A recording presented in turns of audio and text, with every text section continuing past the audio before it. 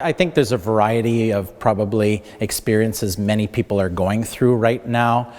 We have checked in with quite a few. We actually have a phoning tree going on in our parish, and obviously no one likes going through this situation of isolation and social distancing, but all things considered, many people are still trying to remain very positive, and more than that, I would use the word hopeful.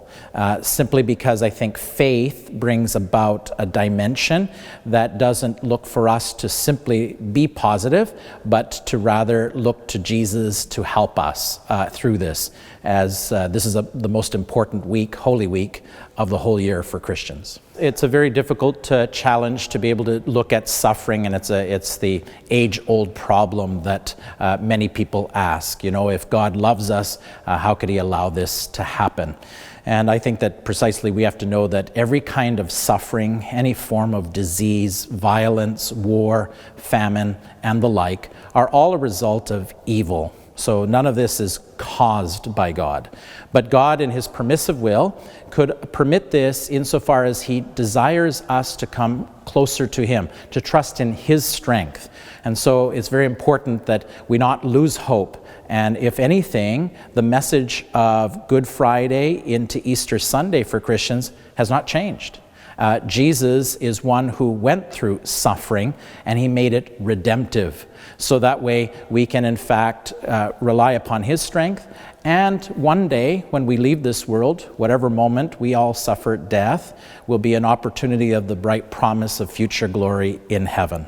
And so that's the message that is not exclusive to Christians, but it is a message that we send out to all the world. And hopefully people could respond in their own way to kind of discover what this time of suffering really means. So right now we're in the process of going through what we call drive-through confessions. So like all our sacraments, you actually have to be present in that moment. You cannot receive the sacrament of confession over the phone, through social media, or any other telecommunication platform. So by this, we want to respect the provincial health authority regulations, and so we've creatively have this opportunity where we don't have to go through sanitizing kneelers or chairs, but people simply drive through and can remain at a 2-meter distance and have their confession privately heard and absolution by the priest given, and therefore drive away. So, you know, it's a unique opportunity. We're not the only ones that have been doing this. Many parishes throughout the United States have also done this. Today is our last day, so unfortunately, this is the only time now before Easter. Whether we do this in the Easter season, the next 2 months, will remain to be seen. There will probably be other opportunities, no doubt.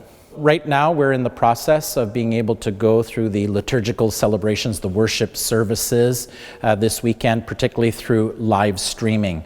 And we're fortunate to have a bit of a community of priests here. So there'll actually be 4 of us involved, properly and socially distanced, mind you.